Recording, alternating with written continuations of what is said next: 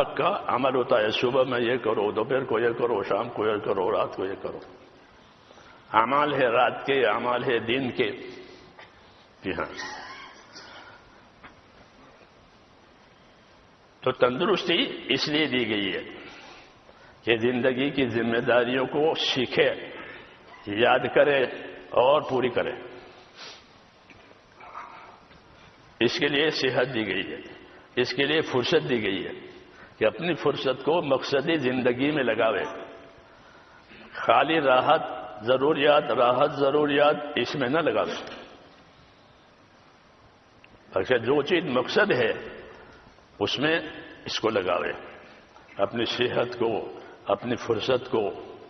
تو یہ زندگی ایک امانت ہے اللہ تعالیٰ کی. اس امانت کا حق ادا کرنا ہے، کیونکہ ہر آدمی سے اس کی زندگی کے بارے میں سوال ہوگا، پھر اس کی جوانی کے بارے میں سوال ہوگا. جی ہاں. پھر اس کے مال کے بارے میں سوال ہوگا، کہاں سے آیا تھا، کہاں سے کمایا تھا، کہاں خرچ کیا تھا، اور دین کی جو باتیں پہنچی تھی اس پر کتنا عمل ہوا تھا. یہ 5 سوال ہے. یہ 5 سوال ہے. جی ہاں. زندگی کو کامیاب کرنے کے لیے سوال کو پہلے سے ظاہر کر دیا ہے تاکہ ہر آدمی اس کے مطابق تیاری کرے. تو اس کے لیے اللہ تعالیٰ نے تندرستی بھی دی ہے اور فراغ اور فرصت دی ہے، لیکن اس سے فائدہ اٹھانے والے کہ بہت تھوڑے. ہاں. اس کی وجہ کیا ہے؟ اس کی وجہ میرے دوستو، ایک تو ایمان اور یقین کی کمزوری. آخرت کے بارے میں خاص طور سے کہ آخرت کے بارے میں جیسا ایمان ہونا چاہیے ویسا ہمارے پاس کم ہے، کمزور ایمان ہے. آخرت دور نہیں ہے، آخرت دور نہیں ہے. حضرت ابوبکر صدیق فرماتے تھے کہ آدمی کی موت تو اس کے چپل کی پٹی سے بھی قریب ہے. آدمی چپل پہنتے ہیں پٹی. ہاں. الموت ادنیٰ من شراک نعلہ، کہ آدمی کی موت اس کی چپل کی پٹی سے بھی زیادہ قریب ہے، دور نہیں ہے. کیوں کہ موت کا مسئلہ ایسا ہے کہ وہ اچانک آتی ہے. قیامت اور موت یہ دونوں اچانک آئیں گے. قیامت بھی اچانک آئے گی. ہاں. کپڑا بیچنے والا کپڑا دکھا رہا ہوگا اور خریدنے والا دیکھ رہا ہوگا اور ایک دم سور پھونک جائے گی. جی ہاں. تاجر نمونہ دکھا رہا ہوگا، یہ دیکھو اور سور پھونکا جائے گا. لا تأتیکم الا بغتہ، قیامت کہ اچانک آئے گی. اس طرح موت یہ بھی اچانک آئے گی. الموت یاتی بغتۃ والقبر صندوق العمل، کہ موت اچانک آئے گی اور آدمی کی قبر کہ اس کے عمل کا صندوق ہے، بکس ہے. ہاں. اس کے عمل کا بکس ہے اس کی قبر. یہ رہبری آخرت کے بارے میں دی گئی ہے. ہاں. اور یہی حق ہے. لیکن آدمی دنیا کی ضرورت اور دنیا کی زینت، یہ دو چیزیں اس کے سامنے ہوتی ہے. ایک دنیا کی ضرورت اور ایک دنیا کی زینت، اس کا شو، ہاں، اس کی رونق. تو جہاں تک ضرورت کا تعلق ہے وہ تو جائز ہے. ضرورت کے بارے میں سوال نہیں ہوگا، بلکہ ضرورت کو طریقے سے مطابق پوری کی جائے گی تو اجر ملے گا. اجر ملے گا کیونکہ ضرورت ہے. تو ضرورت کو اچھی نیت سے پوری کرے. حدیثوں میں ہے کہ ایک آدمی مال اس لیے کماتا ہے کہ میں اپنی ذات کا حق ادا کروں، کسی سے مانگنا نہ پڑے، اپنے اہل و عیال کا حق ادا کروں، اور بچ جائے تو دایاں بایاں پڑوسی کو دیکھ لوں. اس لیے کما رہا ہے کہ اپنی ذات کا حق ادا کروں، اپنے اہل و عیال کا حق ادا کروں، اور بچ جائے تو دائیں بائیں کوئی ضرورت مند ہے اس کو دیکھ لوں. اس لیے کما رہا ہے. تو فرمایا یہ آدمی قیامت میں اس طرح اٹھے گا کہ اس کا چہرہ چودھری رات کے چاند کی طرح چمکدار ہوگا. تو ضرورتیں میرے دوستو یہ تو فضائل لینے کے لیے ہے. کس کے لیے؟ کہ اپنی ضرورتوں کو صحیح طریقے سے ادا کر کے اللہ سے فضائل حاصل کرو. اللہ نے ہمارے عملوں کا انعام مقرر کیا ہے. مفت میں کام نہیں کرائیں گے، مفت میں کام نہیں کرائیں گے، بلکہ وَإِن تَكُ حَسَنَةً يُضَاعِفْهَا وَيُؤْتِ مِن لَّدُنْهُ أَجْرًا عَظِيمًا. اگر ایک ہی نیکی ہوگی تو اس کو بڑھائیں گے. یہ اللہ کے کرم کی بات ہے. ایک ہی نیکی ہے تو اس کو بڑھائیں گے اور بڑا کر کے اپنی طرف سے اس کو بڑا اجر دیں گے اس نیکی کا. یہ ترغیب دی ہے تاکہ اپنی زندگی سے فائدہ اٹھائے. ہاں، لیکن فائدہ اٹھانے والے تھوڑے ہیں.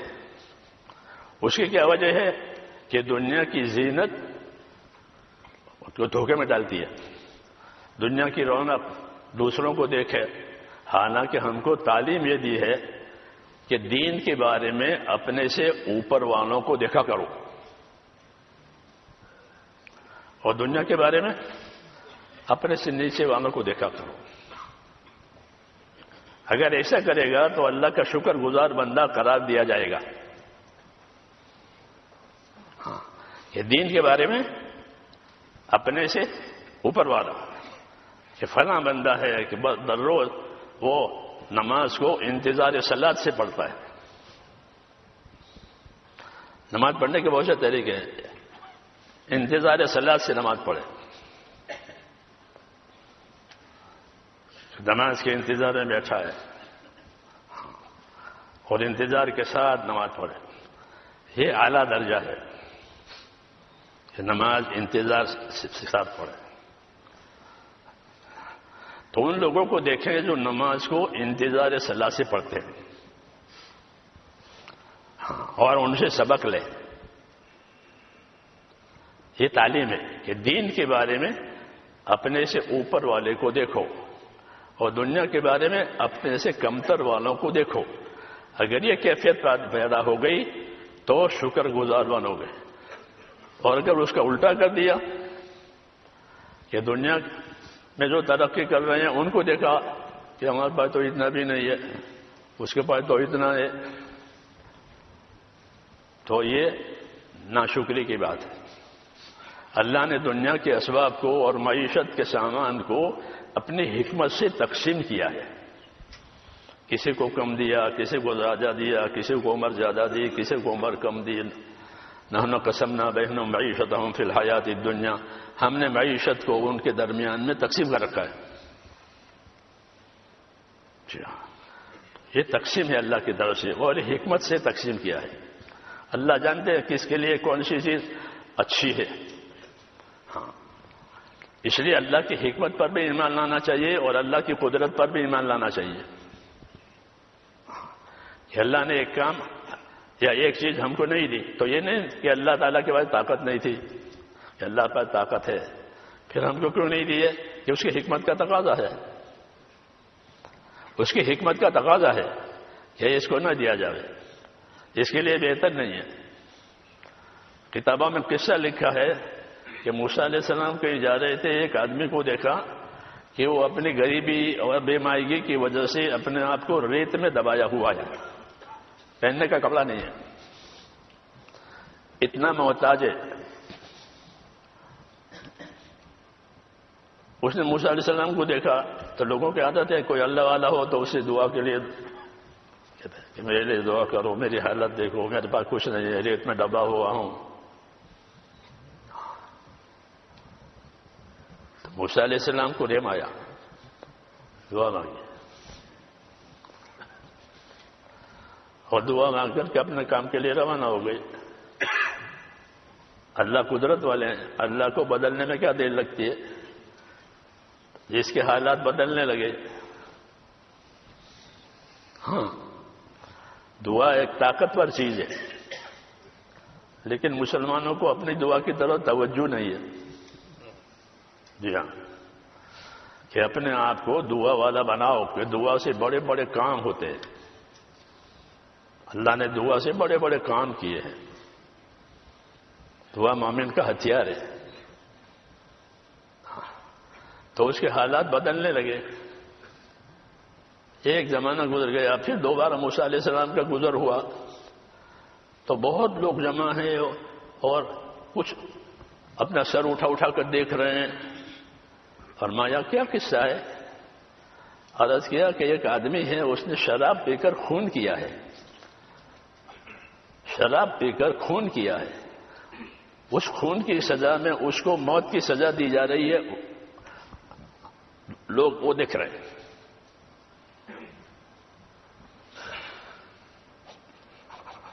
موسیٰ علیہ السلام نے جو آگے بڑھ کر دیکھا تو وہی تھا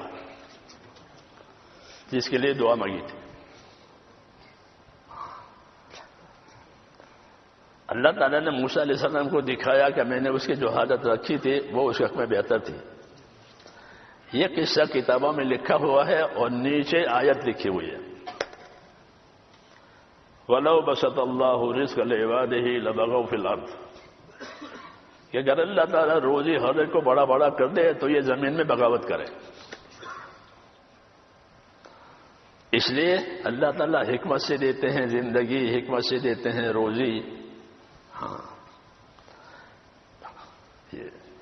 اس لیے دین کے بارے میں تو اپنے سے اوپر والے کو دیکھیں دین میں، اور دنیا کے بارے میں اپنے سے نیچے والے کو دیکھیں تاکہ شکر گزار بنے اور جو نعمت ہے اسی قدر کرے.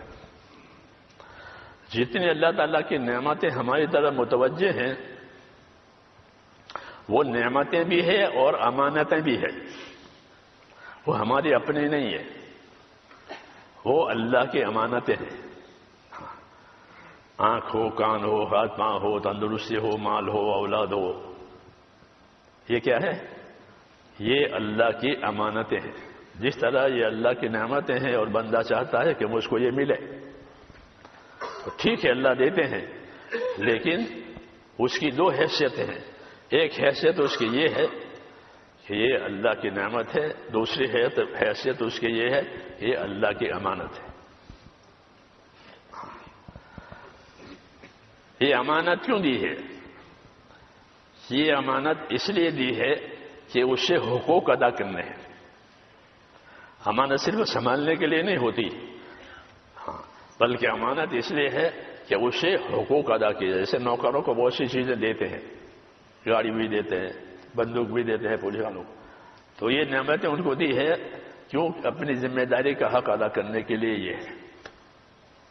ایسے ہی اللہ تعالیٰ بندوں کو نعمتیں دیتے ہیں، اس نعمتوں کی غرض یہ ہوتی ہے کہ اس سے حقوق ادا کیے جائیں تاکہ وہ نعمت میں شکر گزار بنے. جو نعمتوں میں حق ادا نہیں کرے گا وہ ناشکرا ہے. اکثر انسان اسی میں پھنسے ہو جائیں کہ وہ اپنی نعمتوں کا حق ادا نہیں کرتے بلکہ نعمتوں کی زیادہ کرنے کی فکر میں ہے. وہ جو ہے اس کا شکر نہیں ہے اور جو نہیں ہے اس کی فکر ہے. اس لیے ان کی زندگی میں کوئی توازن نہیں ہوتا، کوئی ترتیب نہیں ہوتی اور زندگی یوں ہی چلی جاتی ہے اور موت آ جاتی ہے. اس لیے یہ حکم ہے کہ نعمتوں کے بارے میں یہ سمجھا کرو کہ جو نعمت آئی ہے وہ نعمت بھی ہے اور امانت بھی ہے. چاہے وہ اولاد ہو، چاہے وہ مال ہو، چاہے وہ تندرستی ہو، چاہے وہ مالداری ہو، یہ سب نعمتیں ہیں. اور یہ نعمتیں کیوں دی گئی ہے؟ کہ یہ صرف حقوق کی ادائیگی کے لیے دی گئی ہے. اللہ نے دنیا کو دار الحقوق قرار دیا ہے کہ دنیا دار الحقوق ہے اور آخرت دار الاجور ہے. یہاں حق ادا کیے جائیں گے، آخرت میں بدلہ دیا جائے گا. یہ ترتیب ہے، یہ ترتیب ہے. لیکن یہ ترتیب انبیاء کرام ہی سمجھائیں گے، دنیا والے نہیں سمجھائیں گے. وہ تو اپنی دنیا کو بڑھانے کی فکر میں ہے، ہاں کہ یہ بھی بڑھے، یہ بھی ہو، یہ بھی ہو، یہ بھی ہو، یہ بھی ہو، اور شیطان دنیا کو زینت بنا کر پیش کرتا ہے، ہاں زینت۔ اور شیطان احکام کے بارے میں، کہ شیطان احکام کے بارے میں یا تو غافل کرتا ہے یا تصویف کی طرف لے جاتا ہے۔ تصویف کا مطلب یہ ہے کہ ابھی کیا ضروری ہے بعد میں کریں گے، آئندہ سال کریں گے، حج کے بعد کریں گے، رمضان کے بعد کریں گے، عید کے بعد کریں گے، اس کو تصویف کہتے ہیں۔ ہاں کیا کہتے ہیں؟ تصویف۔ ابھی نہیں بعد میں کریں گے۔ حدیثوں میں ہے کہ آدمی کی آنکھ کھلتی ہے تو رات کو، تو شیطان کہتا ہے کہ ابھی تو بہت دیر ہے، آرام کر لو، پھر سو گیا، پھر آنکھ کھلی، پھر یہی مشورہ دیا کہ ابھی تو اذان بھی نہیں ہوئی ہے، آرام کرو، تو سو گیا۔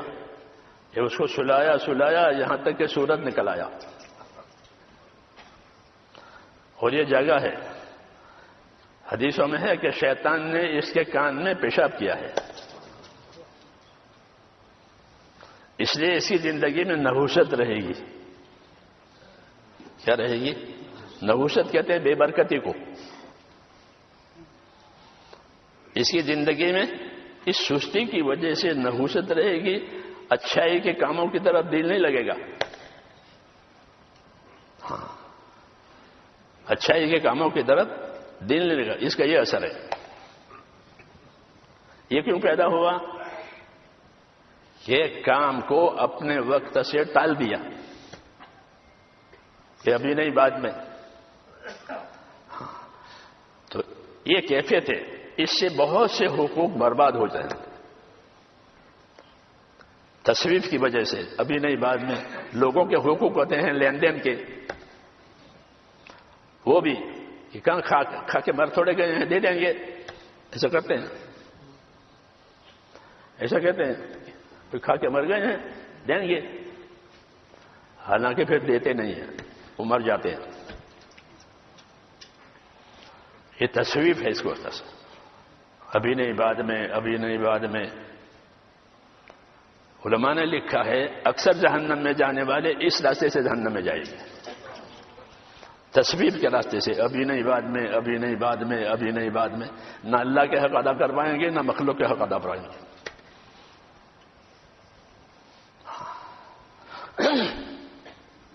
امام غزالی رحمۃ اللہ علیہ نے لکھا ہے کہ آدمی کی سعادت یہ ہے کہ وہ اپنے دین اور آخرت کے بارے میں چوکنا رہے،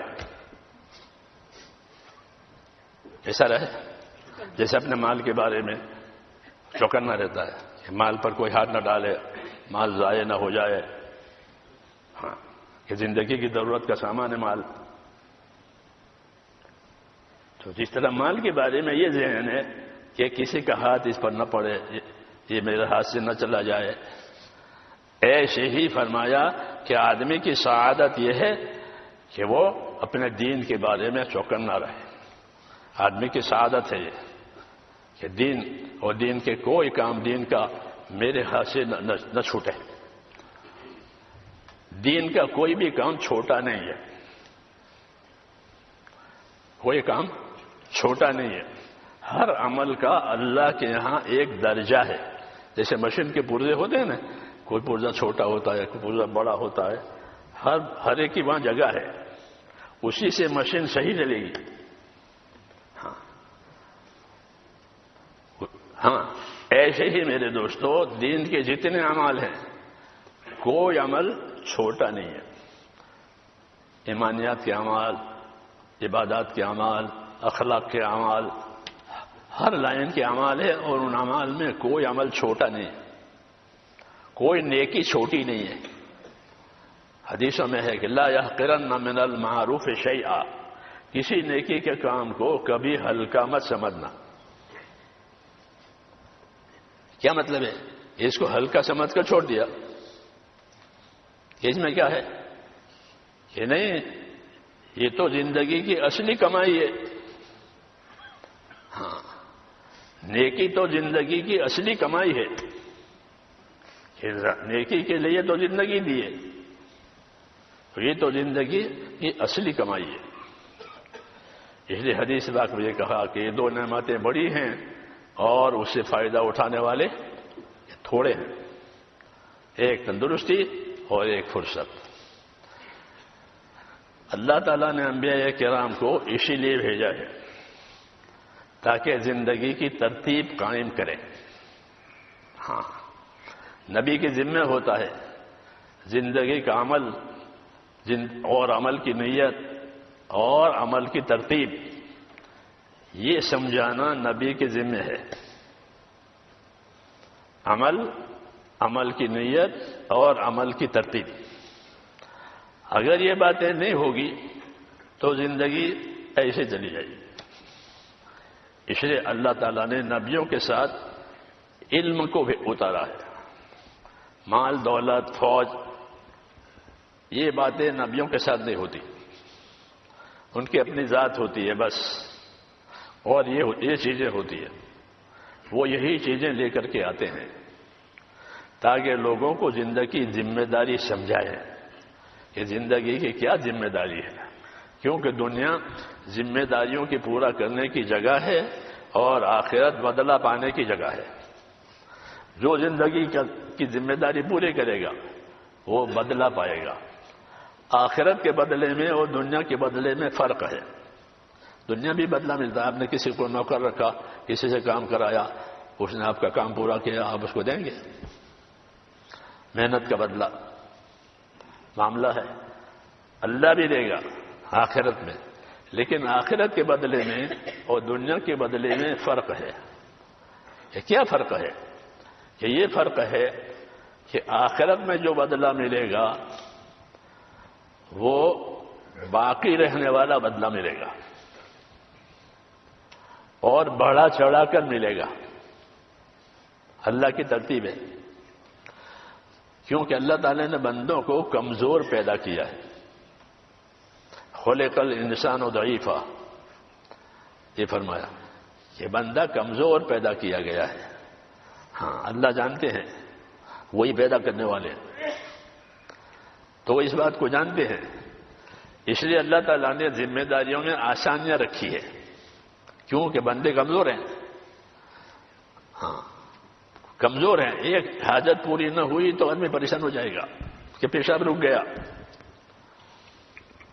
مشکل ہو گئی، اب کسی کام کا نہیں رہا.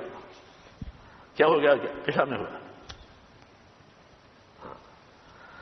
یہ کمزور ہے. یہ اس لیے اس کی کمزوری کی رعایت میں اللہ تعالیٰ نے ہمارے ساتھ آسانیاں کی ہے. یرید اللہ بکم اليسر ولا یرید بکم العسر، کہ اللہ کا ارادہ تمہارے ساتھ آسانی کا ہے. اللہ کا ارادہ تمہارے ساتھ دشواری کا اور مشکل کا نہیں ہے. تو اللہ کا تو ارادہ ہی نہیں ہے دشواری کا.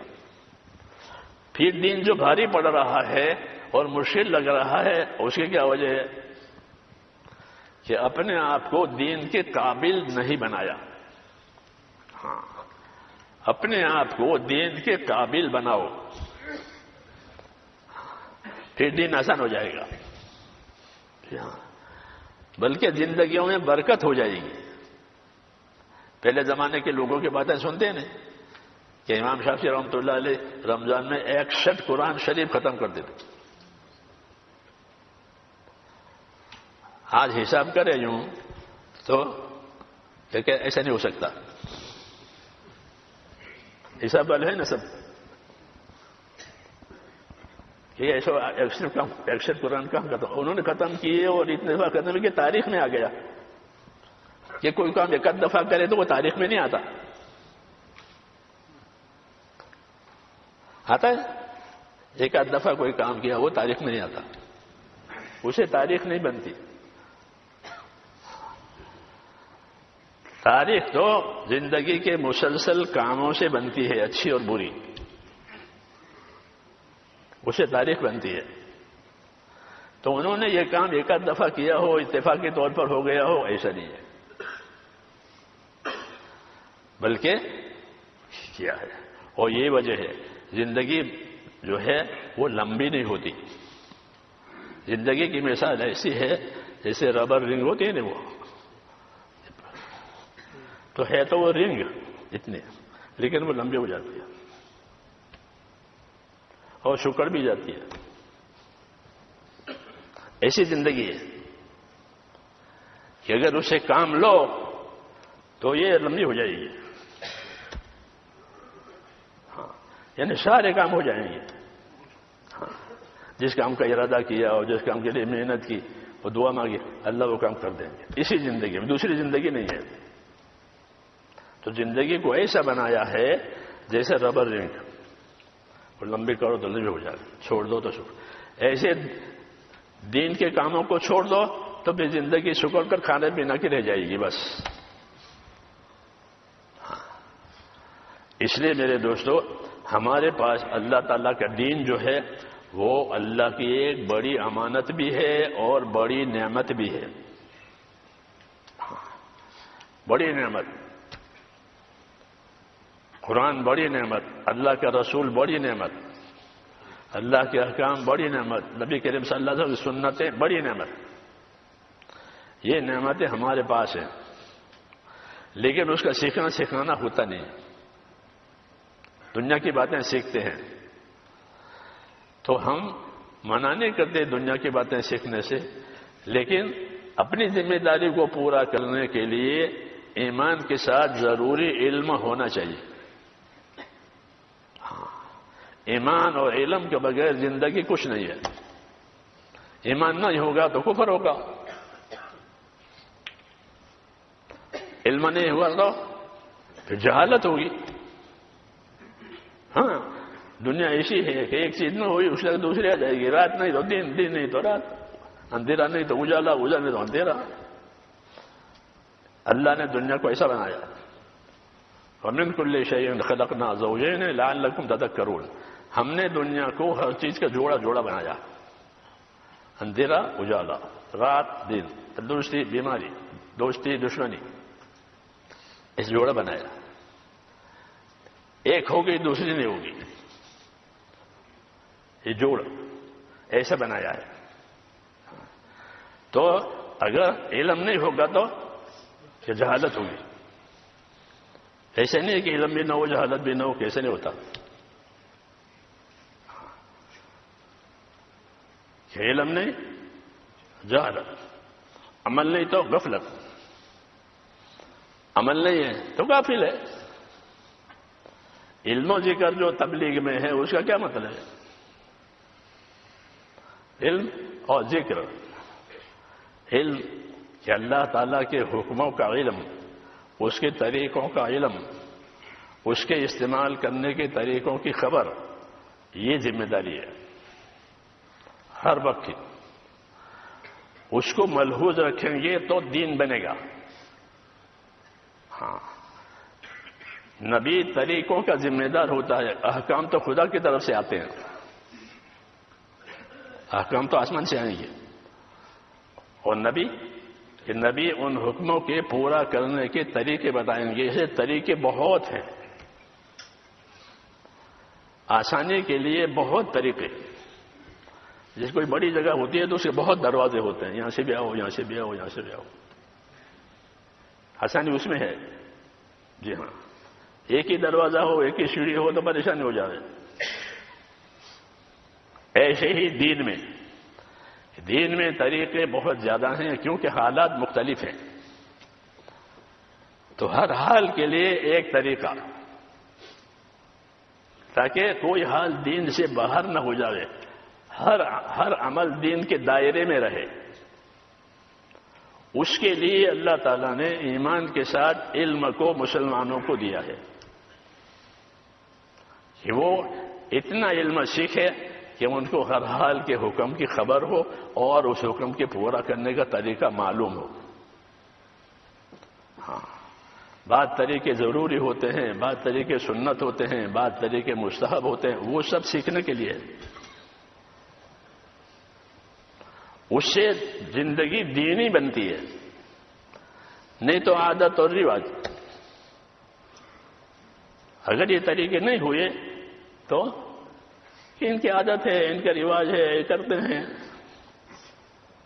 تو ایسا نہیں ہے. عادتیں اور رواج تو قوموں کے ہوتے ہیں. ہماری کوئی قوم نہیں ہے، ہم تو امت ہے. ہم کون ہیں؟ کہ ہم تو امت ہے.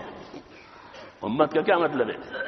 کہ امت کا مطلب یہ ہے کہ جیسے مقتدی امام کے پیچھے جو امام کریں گے وہ ہم کریں گے، اس سے آگے نہیں جائیں گے. تو محمد صلی اللہ علیہ وسلم امام ہیں. محمد صلی اللہ علیہ وسلم امام ہیں. جو وہ کریں گے وہ ہم کریں گے، جو وہ منع کریں گے اسے چھوڑ دیں گے. ما آتاکم الرسول فخذوہ وما نہاکم عنہ فانتہوا. جو رسول دے اسے لے لو، جسے منع کرے اسے چھوڑ دو. یہ اصل ذمہ داری ہے کہ رسول جو طریقہ دے اسے لے لو، اور جس بات سے منع کرے اس کو چھوڑ دو. تو اب یہ زندگی پاک ہو جائے گی، صاف ستھری ہو جائے گی. کس سے؟ کہ گناہوں سے، کوتاہیوں سے، سستی سے، اور صاف پاک ہوگی. کیونکہ زندگی کا پاک صاف ہونا ضروری ہے. مسنون دعاؤں میں یہ دعا مانگی ہے اور ہم کو سکھائی ہے. اللہم انی اسألک عیشۃ نقیہ. ہے اللہ، میں آپ سے صاف ستھری زندگی مانگتا ہوں، آپ سے صاف ستھری زندگی مانگتا ہوں. تو حضور صلی اللہ علیہ وسلم کی زندگی تو صاف ستھری پہلے سے ہی تھی، مگر دعا مانگ کر کے ہم کو اس طرف متوجہ کیا ہے کہ زندگی کو پاک صاف ستھری بناؤ. عیشۃ نقیہ ومیتۃ سویہ. اور موت ایسی دے کہ موت ڈھنگ کی موت. موت صحیح طریقے پر موت آوے، توبہ کے ساتھ، استغفار کے ساتھ، حقوق کی ادائیگی کے ساتھ موت آوے. یہ عیشۃ نقیہ ومیتۃ سویہ.